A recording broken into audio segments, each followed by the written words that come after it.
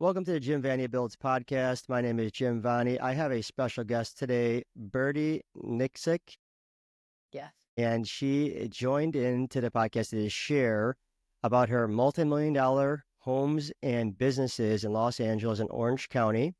There's something really cool and exciting. She's the creator of Flyby, which is a program she's expanding. I can't wait to hear more about that, Birdie.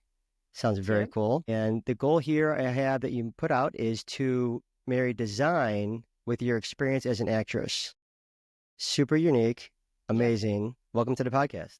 Thank you. Thanks for having me. January 2nd, 2025.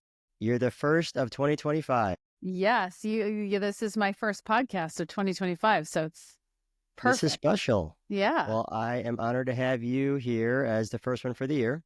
Thanks, Jim. And I love this first off open up with a little bit about you, if you don't mind sharing. I mean, your background is unique.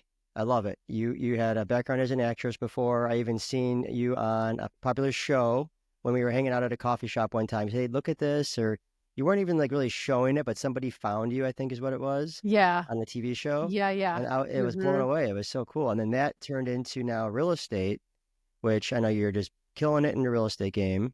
I see you flying around doing design for people. Let's hear a little bit about that. Yeah. So we jumped into Sub 2, my husband and I, in 2023, beginning of 20. So we're coming up on our 2-year anniversary, which is shocking. When I look back, I'm really so happy that I can't believe how much we've grown, especially this last year, 2024. 2023 was sort of like drinking from the fire hose, finally settling in, understanding the language of creative, meeting amazing people, trying on different hats, and trying to figure out where we wanted our space to be in this world. And so it took me a little bit to realize we moved to Charleston in 2020, so during COVID. And when I left Los Angeles, was an actress for 30 years, had a design company for about 11, 12 years. And I really didn't think I wanted to do the design business, at least the way I had it in Los Angeles. But I didn't really know what that meant. It's always been a part of my life, creating. I'm a visionary. My husband is also. So we're very creative people. And I just wasn't sure what that meant for me. So I was just very open. And I think because my husband and I are both very much creative people who are able to pivot very easily and quickly, depending on, projects and things that seem exciting to us, we didn't feel rushed to find our place, if that makes sense. It does.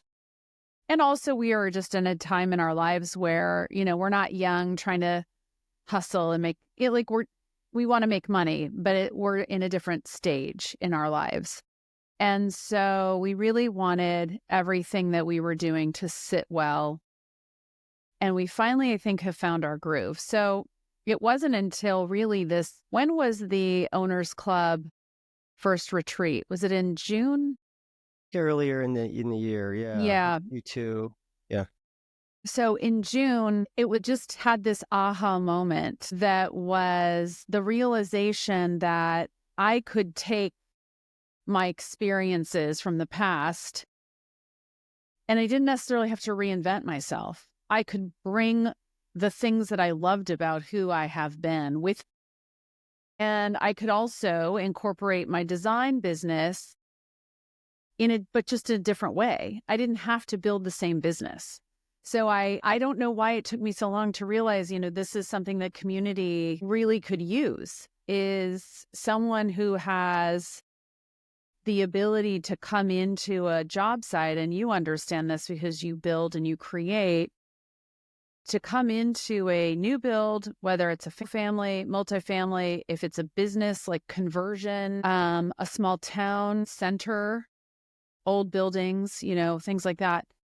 And walk into a space, understanding maybe the town or that neighborhood and saying like, this is what you need to have for it to be the best product for the end user as well as your best return of investment. And what that encompassed is my understanding of form, function, and finishes, and how important it is to layer all of those things in a very experiential way. So I think as a builder, and I'd love to know your thoughts on this, Jim, you operate a lot from spreadsheets and drawings.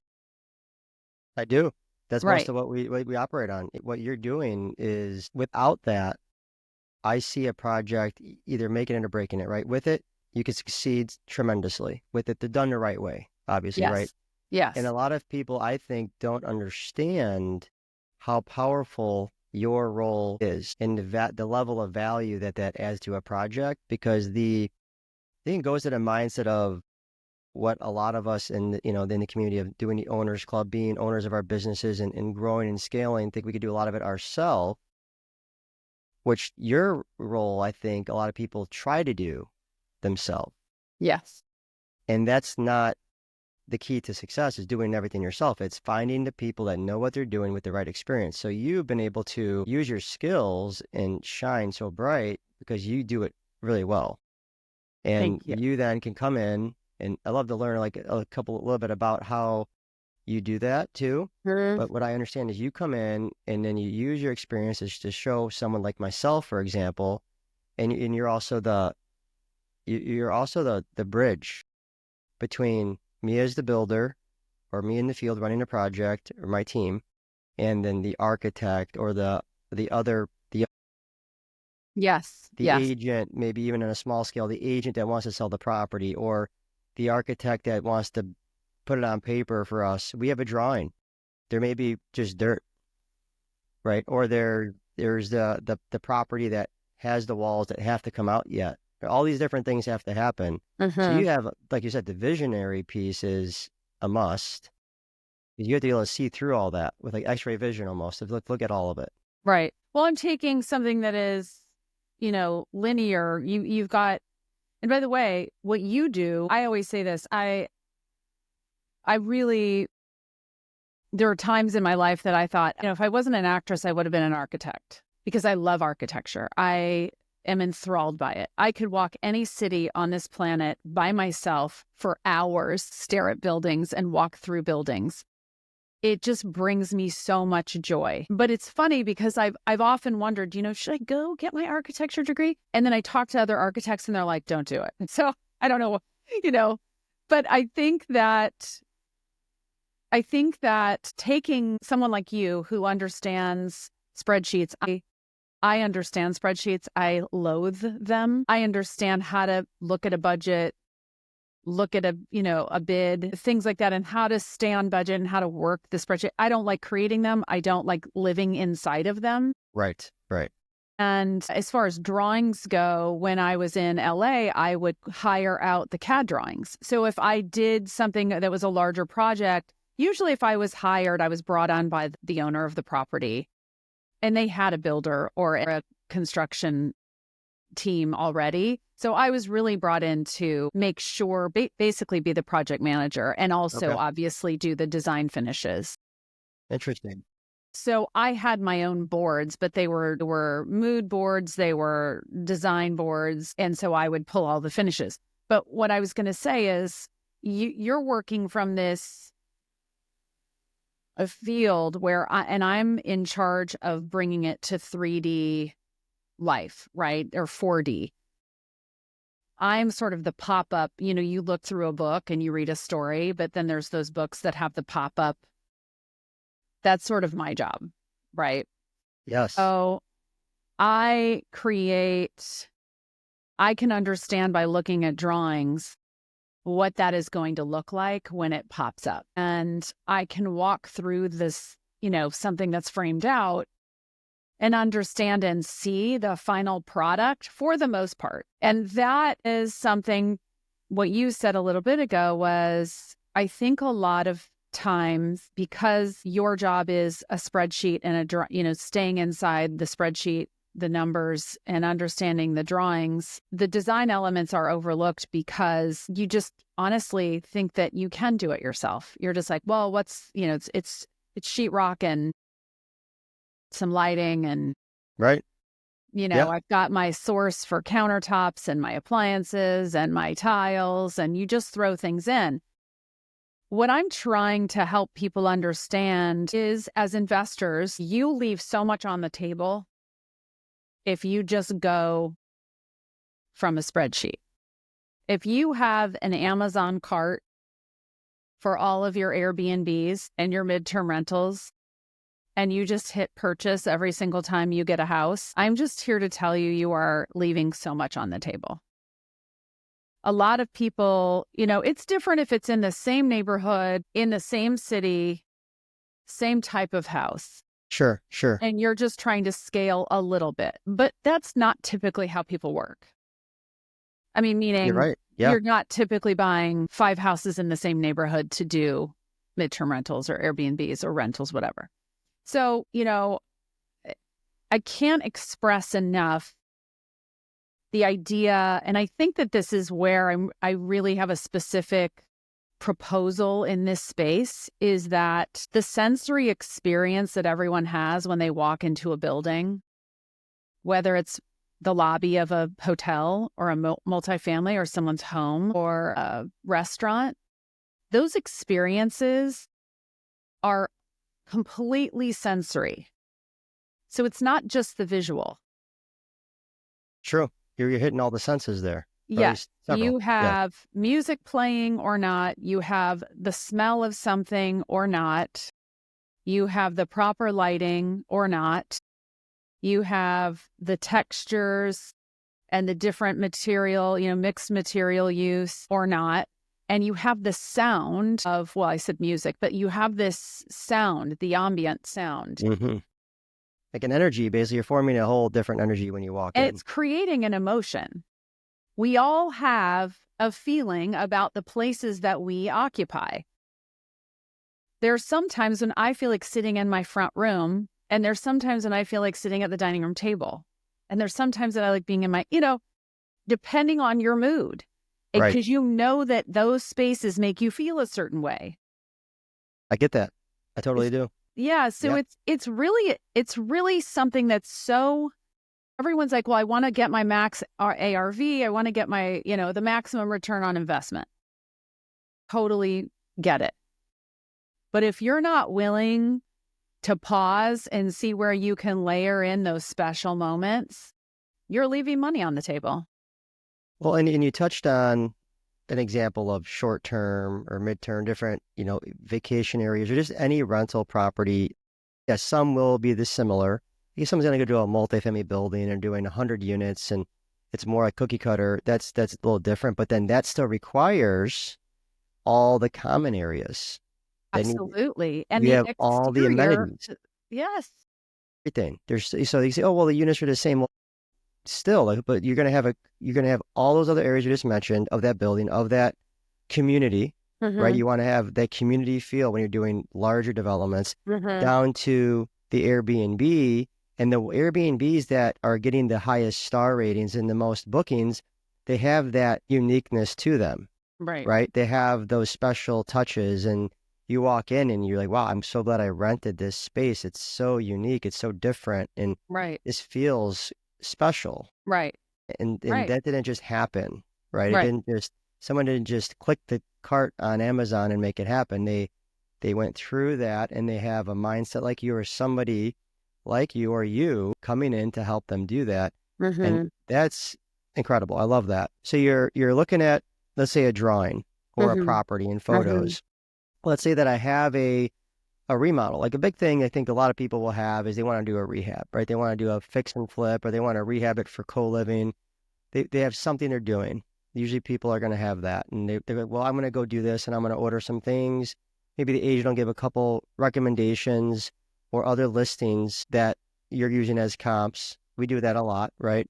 Here's some comps, and I'm more copy and pasting. So I'm missing the bar there, right? If I'm doing that. Yeah. Yeah. Because here's the other thing. There are neighborhoods where the style of the homes are very similar, right? It was just sort of a planned community, or it was that era where it was a ranch brick single story, or, ranch, homes. And so there's not a lot of variety in the neighborhood. So you can copy another property, but why would you do it?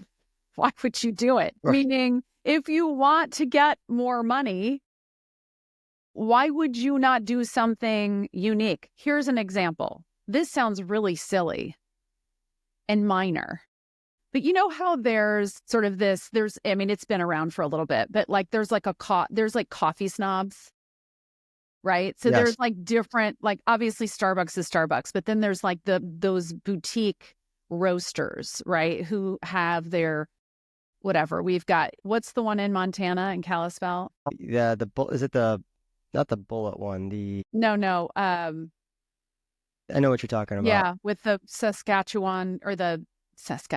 It has quite the feel of you're in Montana when Yeah. you're there. Why can't I think of it? It begins with a B. I forget as well. I know. Yeah, look it up because it's going to drive me crazy. Anyway, so people like their coffee. Not everyone drinks coffee, I realize that, but most people like their coffee. They like their coffee experience when they're staying at a hotel or a Airbnb or whatever. You like to know that it's not just going to come out of one of those pump machines, right? Right. At a hotel. Like if they have like a little barista there's a line for the barista, even though there might be a coffee pot thing over here. People stand in line for that. Like it's what people enjoy. So if you are setting up an Airbnb or midterm rental and you are sticking a Keurig machine in there, I know everyone's going to be like, what's wrong with Keurig? I guess nothing. But if you really want to make your guest happy, why would you not just get an espresso machine? Right. Big deal. It's another $100. Simple things. Simple things. And yes, those pods cost money. But I don't care if you only buy one sleeve and they use it in 3 days. The fact that you even had it is going to strike a happy spot in them. And these are like the little things. The way that the rooms smell, the types of rugs you have on the floor, the artwork you have on the walls. I cannot tell you how many times I have been shocked at things I've seen on, even within our community, posts for Airbnbs or midterm rentals. I'm not saying everything has to be luxury. I'm just saying you want people to feel when they walk in the door like they just are so excited that they rented that place. 100%. Yep. I had one that was by a beach area and I didn't get involved in any of the design. We didn't hire someone. I had a partner and we just kind of winged it with the agent. It didn't work. Yeah. It didn't work. My wife actually ended up seeing photos and was like, almost fell off her chair. Like, what is this? Yeah. Like, I could have done way better. Like, what happened here? Like, the colors weren't going, the look wasn't going. It was just basically, here's what we thought or was imagined as the look, but there wasn't any effort put in, and it failed as a short-term rental. We had to turn it into long-term. So all that money invested got some initial traction because it was just new on the platform, but immediately fizzled out.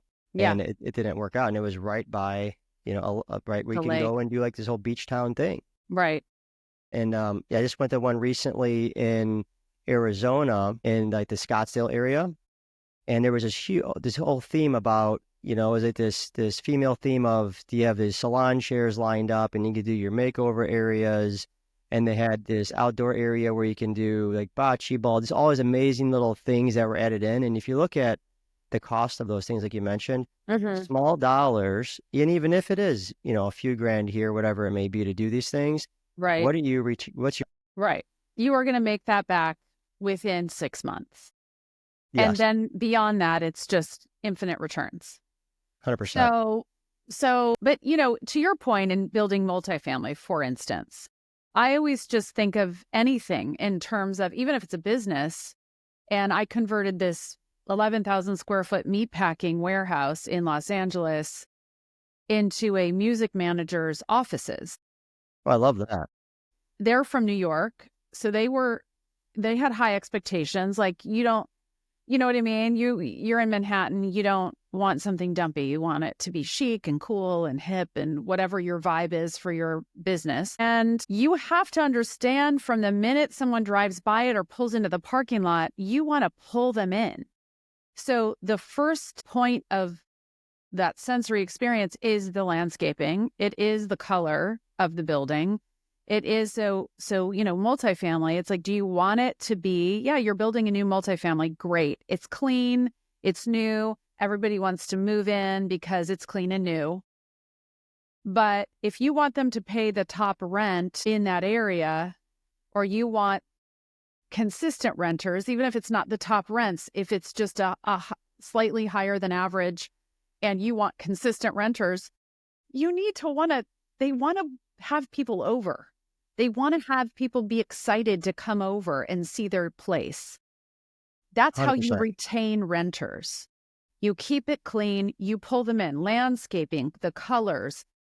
Is it, does it get clean? Does it smell good? What does the mailbox area look like? What is the So you get laundry involved in all facility? this. All of it. Exterior. Okay. Gosh, it matters. Yeah. So in LA, as you know, it's very indoor-outdoor living because the weather is yummy. And so I worked a lot with, in our area in Southern California, with landscape architects. So I created a lot of outdoor spaces, a lot of outdoor rooms for people. And I love that because that's where everyone loves to hang out. And so, it's all of it. You have a half bath in an office, in a laundromat, in a hotel lobby. Well, it's not going to be half bath, but you have these in a house. If you are not taking that tiny space and making it really fabulous, that is just silly to me. 100% agreed. Yes. It doesn't take that much, but here's the thing. People get scared, right? They're like, what if I make the wrong decision? I don't want to waste money. So that's why you hire me. I'm going to help you not have to spend crazy amounts of money and get the maximum return on that choice. And yes, it does matter where the asset is. If you're in a C+ neighborhood, I will not ask you to, nor do I expect you to spend an A-class price tag on... No gold-plated faucets, right? Right. So it's, I understand that there are different class neighborhoods or buildings. So you look at the classes, you go into this pretty deep. So ideally, you get involved as early as possible, it sounds like. Yes. I should be involved with, it's so funny. I just spoke at Ann McNamara's 2-day workshop, and I made the analogy that design, like building something, remodeling, building a building, revitalizing a town is similar to making a movie. And so a lot of people think that the editor of the film gets everything at the end and then they piece it all together and they layer on the music and they do all this stuff. The editor is hired by the director in the very beginning. The editor has to understand the vision. And from the very first day of camera roll, the editor starts working.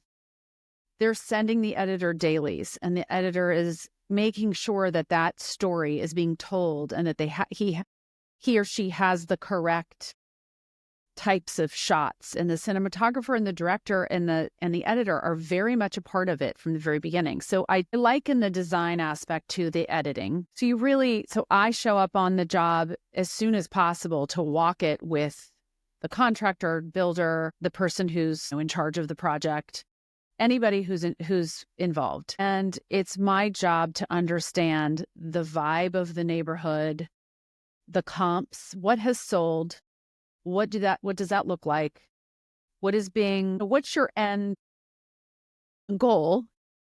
Is it an Airbnb? Is it midterm rental? Is this a multifamily?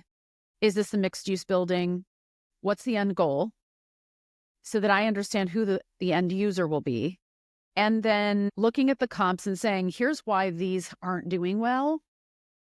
And looking at the good ones and saying, this works.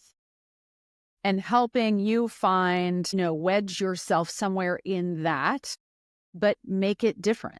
You don't want to I just feel like if you're copying, you can copy a concept, but you don't want to cookie cutter copy something. I understand that. So this is Mm. really interesting to me to dive into this at this level. So much value to kind of keep sifting through this piece because it's so easy to surface level this conversation. Yeah. So easy. And that's where it's all missed. It sounds like you're involved earlier the better because you're going to get involved with that. Here's the end goal, but how are we going to get there? And what are we going to do to get there? That can help me with the construction piece for understanding budgets, right? And then working with you to say, okay, here's how we align budget better to get to that goal, right? They may have to be creative in some areas, but then that's going to result in that unique feel and all the things you mentioned about that emotion will still get sparked. So how do you get the emotion within X budget? And then then who the end user is to now you're putting this whole thing together. So you're getting some pieces. You do a little probably a market analysis, or you drive to figure out the area, the neighborhood, I imagine a little bit. And then you figure out what's working, what's not working. Yeah. So I do what I like to call a design map. Okay. And it's basically boards to kind of give, and most people who've worked with a designer know what that means. So you get a visual board, and I present it to you. We talk through it, but it's collaborative. We're going to collaborate because you're going to say, look, there's a gazillion beautiful things in the world. There are certain battles I'm not going to fight. If you are someone who cannot stand the color blue, we don't have to use blue. There's many, many other colors we can use So meaning there is collaboration. There are certain battles I absolutely will fight because my superpower is understanding the trends and understanding what the trends are going to be in the next year. I study it. I love it. I devour it. So if you want someone who's going to hold your hand and guide you where you might be biting your nails a little bit, it would be me. Because I study it. I study architecture books. I look at all of the design magazines. I actually read them. A lot of people just look at the pictures. I read them. I know what trends are happening in building materials. I know I may not understand it all, but I know what the trends are. And they might be pricey. And some of the ideas that come out actually are not that pricey. So, I understand that sometimes lumber is more expensive than steel, and sometimes steel becomes less expensive than lumber. It just... Yeah, things change like that. Understanding that. It sounds like you can really work a lot of different property types, but do you have this whole world, it gives you energy. You just said how you can devour all this stuff up and it feeds you basically, right, of being in the right place. You're doing what you love, so it's almost like not even work, right? It's a dream, it sounds like, really. I love it. Is my there a goal property this type? year is... Sorry, go ahead. No. I was just going to say my goal this year is to really work on a multitude of asset classes and travel as much as possible. Interesting. I love traveling. So I will do my own projects here. I love fix and flip. So in Charleston and Savannah, my plan is to do that and be in my own backyard and create some really fabulous places. But I do like single family homes. I really want to do a boutique hotel. Okay. I don't necessarily want to be in charge of acquiring it and running the job and doing that, but I would like to work on one. That'd be great. Yeah, didn't you do some work with another owner with a hotel? Was it Doran Levy potentially? No. I just went to see it. I went to study it. Yes. No, I did not. Unfortunately, we didn't know each other when that was happening. I've seen something. So boutique hotel. So if there's anyone that's listening to this that wants to do a hotel, boutique hotel, that would be a good fit for you. Goal is to really help Justin Tumanowski and his team dial in that church B&B property. Yeah, that one looks Maine. So interesting. So I've walked that and we've had some discussions, and so I'm really excited about that. I just love the whole transformation process.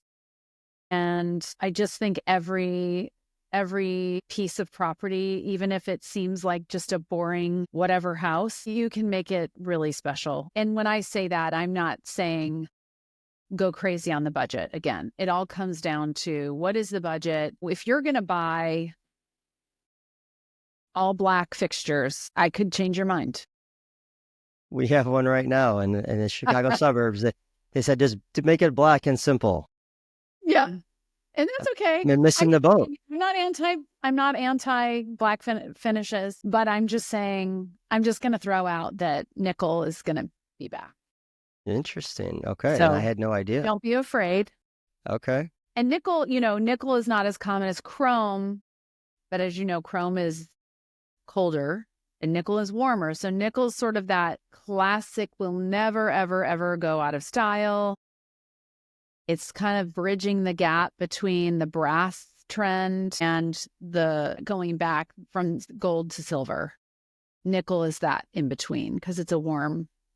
That's a challenge that I've had before, is understanding like a timeless look versus a trend look. And I don't want to get involved like what you do. You do something that I wouldn't even be able to handle all that. That's so much for me to get. That's a whole life. Yeah. It's incredible. Like I see every person is doing their thing, right? And you're doing this at the highest level of, you understand it. So why not just say, hey, Birdie, is this in or not? Because I've always been just lost with, let's go to the safe bet. Okay, right? So there's the black, for example. Okay, we know that it's going to work, but where's the potential that we don't have? So do you have a minute to talk about timeless versus trends, and like how do you select that, or how do you know which way to go? That's a good question. So we all know that there's nothing new under the sun, right? Meaning idea-wise. And if there is some sort of crazy innovative idea, there are multiple people thinking of that idea at the same time. Does that make sense?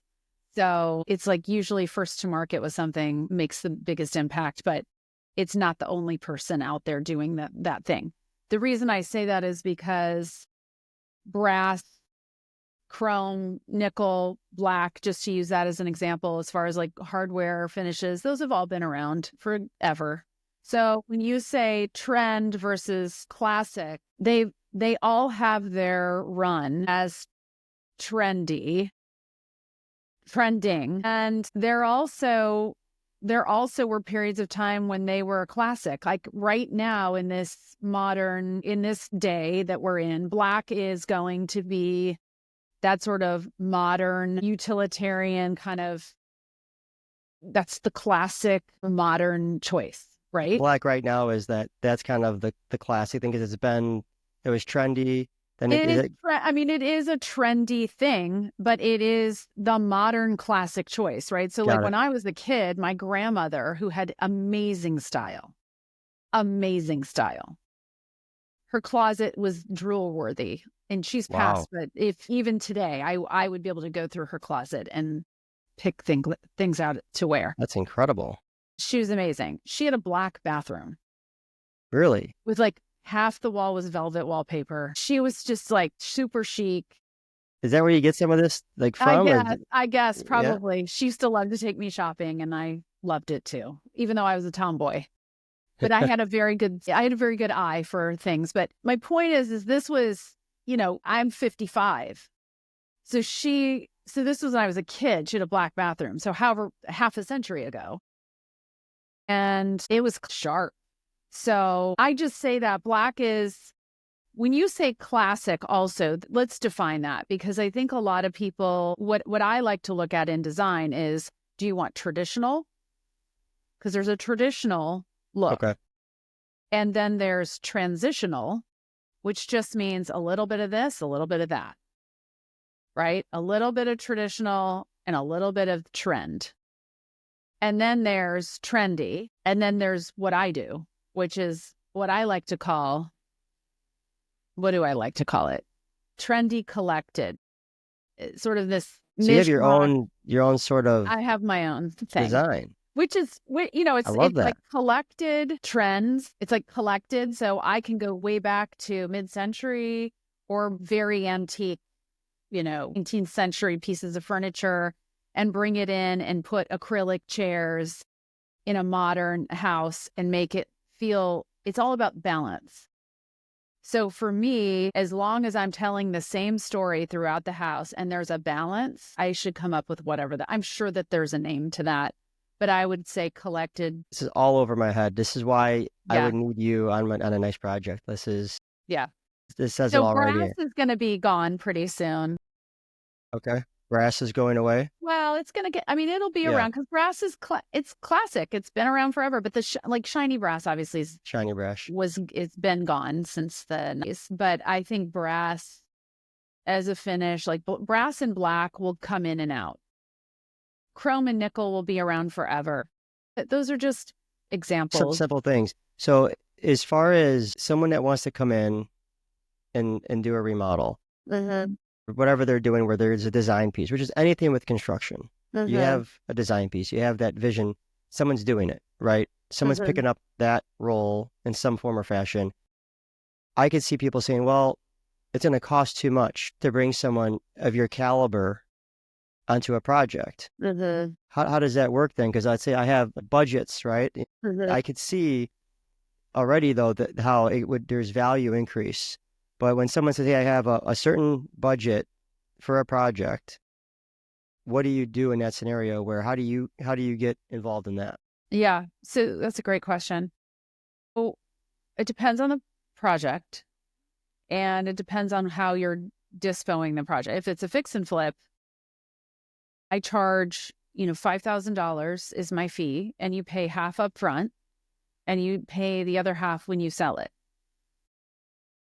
$2,500 up front for you to make sure that you have speed of decisions, certainty in your decisions.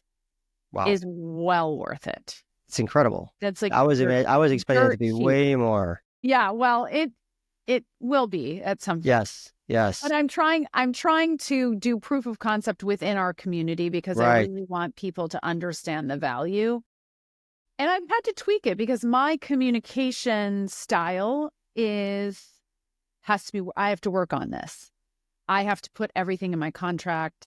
That's a new side of the business for me. My business in Los Angeles was referral only. So I was able to work just from word of mouth. And what happened was, that's wonderful. But what happened was I did not develop my contract. I did not develop my communication skills at the front end of the project, meaning what are the expectations of my client? What are the expectations that I have? What are my deliverables? What's the timeline? I was more like, I came in, these people knew what I did. They had been in other houses that I had done. They had seen they knew I was an actress. And so I just basically said, what's your timeline? What's your budget? I'm going to go over. If you want to come pull samples with me, you can, but you're going to slow me down and I'm charging you hourly. So if you want me to get this done, I'm in and I'm out. Yes, that's the way I would want it. Even if it was like a $10 million house, I wasn't running the job. It's a good sized project, $10 million house. Well, these are Southern California. So it's like anywhere from $2 to $10 million is kind of where I work. Normal area. Yeah. And that $2 million is almost like slightly bigger than a garage in California. Wow. So like, I mean, like in other places, it might be $400,000, but it's $2 million. And, but my point is that I've had to develop those skills and I'm still working on them, like meaning working on my contract, helping people understand what the expectations are. But for a single family home, that's what I do. Now, if it's a situation where it's maybe co-living or it's a multiple homes that someone wants me to come in on, we have that conversation. If it's multifamily, we would also have to have that conversation. I have to look at the scale of the job.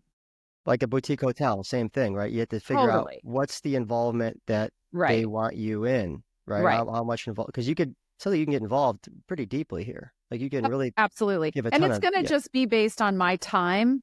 The size of the project will determine how much of my time is needed. And as long as we can have an agreed upon timeline, then my goal is to not gouge someone with my cost.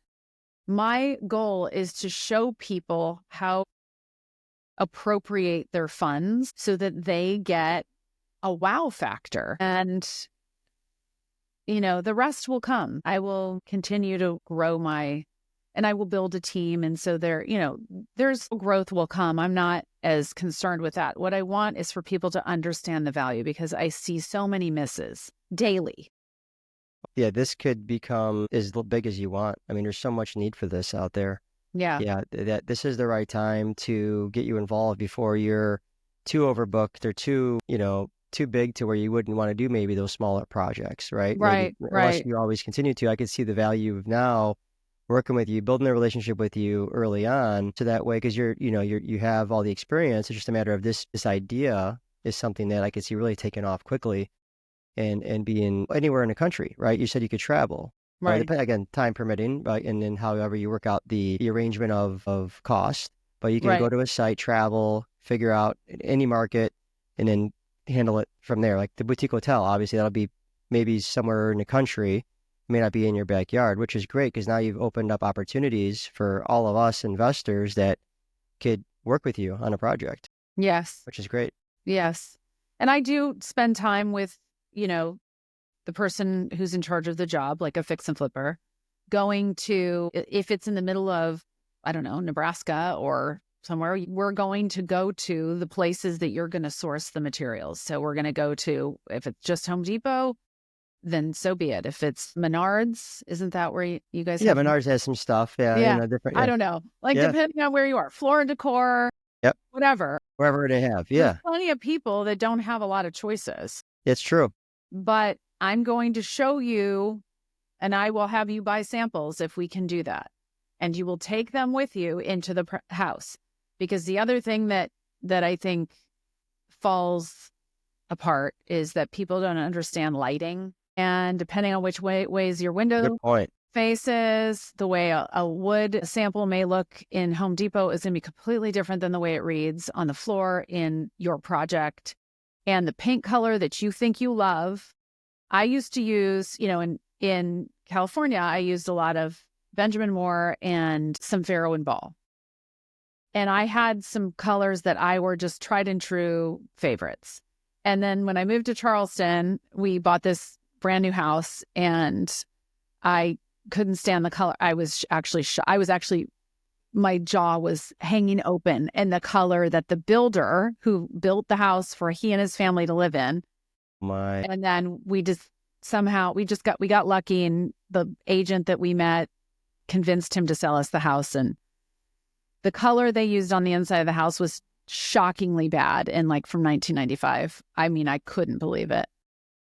So immediately, literally before our delivery of furniture even got there, my husband and I went to town on this house. But what was shocking was, and I knew this, but we picked one of my favorite colors and it was hideous. So the lighting. Yeah, the lighting is completely different. Yeah. So I, quickly, I just needed to see a couple strips of it to know that it was not going to be the color. And so we pivoted and I found a different color. But a lot of times people are doing fix and flips. They're just picking colors. Right. Yeah. And I noticed it reflects off each other too, because you have the flooring with the wall color, right? Even with the cabinetry. Then you have the lighting, and then you have all these temperatures of light color. Yeah. I mean, forget about that now. You have that's so much color ranges, and then every fixture of LEDs may or may not have a change 100%. For their color. Yeah. It gets so complicated. You need a spreadsheet just for that, just to figure out what are we doing here. And nobody wants their walls or their floors to look pink, yellow, or green. So sorry, you got to figure that out. And if you don't know what you're doing, it holds up the job. And if you've borrowed money, it costs money. I would rather just say, hey, Birdie, can you just give us the materials we need to use on this? Here's the budget. Yes. When you're done, let us know, and we're just going to go with it. Because right. Exactly. I'm going to focus on doing more business, doing more deals, right? Exactly. So if you can come in and take all that off my plate for me, that's me and now doing more and more deals, more and more business, more flips, more rehab and hold, whatever I'm doing at the time. Right. And then you do that, obviously, right? You'd probably prefer that so I'm out of your hair. Yeah. The hardest, and and honestly, that's why I'm starting out with a lower price point, because Yeah. I do understand that people don't really know what I've done or what I do. And so they're nervous. And Makes so there sense. tends to be people who want to control and be like, there's too many cooks in the kitchen. Yeah. And then I don't know who the boss is. Yeah. Yeah. I'd Yeah. like to be the boss if Sure. everyone could just back up, but I'm nice and I won't probably say that, And so, and then it's interesting because then I have a lot of people who will call and ask me for free advice. And Yeah. And I'm okay with saying, just do this, just do this. But if it's repetitive, I get really bummed out. Yeah. But that is a me problem, right? But That's not a, no, there's so much value to that. And yeah, I get it. It'll happen over and over where, especially when they see the value, like just listening to you explain this over this past, not even an hour, there's so much value from this conversation for people will know more of what they don't know. And yeah. then why not call Birdie up and get a couple more pointers? How do people get a hold of you, by the way? So the best way for me right now is, and I'm building out. So we do have a website, David and I, for our other business components. Yeah. But I am building out my design website. So that will be up and running hopefully in the next couple weeks. And so right now, the best way to get a hold of me is through Instagram or Facebook, which is both under Birdie Nicksic. And you can DM me and I will send you my Calendly to do a meeting and we can talk about your projects. And it's been a really fun sort of eye-opening process for me to build this business in this way. Yeah. To have it not just be in my backyard where I'm like on the job, making all the decisions, babysitting the subs. It's very different. But I'm thrilled to be doing this. And I think there's a ton of value. And I think that if I were like, I don't do CAD drawings. When I am doing my fix and flips, I have to hire that out. Why would I sit on my computer after all these years and try to learn how to do CAD? I might want to control it, but really it's really silly. It's a foolish waste of time when I could hire other people who are really good at it. If I wanted plans, if I wanted somebody to do multifamily build, why wouldn't I just call you? Instead of trying to find people and architects and a builder, why wouldn't I just call you? You go nationwide, right? Yeah. What? So if I had a piece of land and I could put multifamily on it, I'm calling Jim. Without hesitation. I do not want to spend time trying to learn things that I don't want to really learn. Stay in our lane, right? Yes. And excel and grow and laser focus in on what we do great at. I love that. That's huge. I was going to ask you something else here about getting a hold of you. How do you spell your last name? Nicksic. Okay, and that's on Facebook, Instagram. Yes. Okay, good. And I'm working on my LinkedIn. I had a LinkedIn, from eons ago, but it was when you were doing the actress stuff. Yeah, it was very, very actress based, and I couldn't even remember my login. And then you've had a whole career in that. Now you're doing this. It's incredible. Yeah. I love it. Well, I was doing. When you're an actor, you're not just an actor. Okay. Most people. But I had a good 30-year run, and I started developing my design stuff a long time ago, but I made a business of it in like 2011 was when I started it. So I like juggling anything creative and getting my hands on anything that I can create something beautiful out of. And sometimes it's not paint. Sometimes it's the way something smells. I don't know. It's like, I went to a laundromat that I was going to acquire and it was fine. I mean, it was clean and everything. And I just thought to myself, laundromats can smell really, like when you do laundry, it smells really good. It did not smell good in there. I was like, they would get so much more traffic if there was just this overall, if you have to go to a laundromat to do your laundry, don't you want to be able to sit down and read a book or listen to music and feel like Not have it's some horrible comfortable. smell. Right. It smelled. And it wasn't like it was a dead animal or like something obviously was wrong. It just didn't smell good. And I was like, this is a big miss. Like, Yeah, and you've identified that though, which is really another good point of how things are overlooked. You said it was a mess. Things are overlooked on every project. Every project I do, I know something's being overlooked. So to everybody out there, stop having things get overlooked.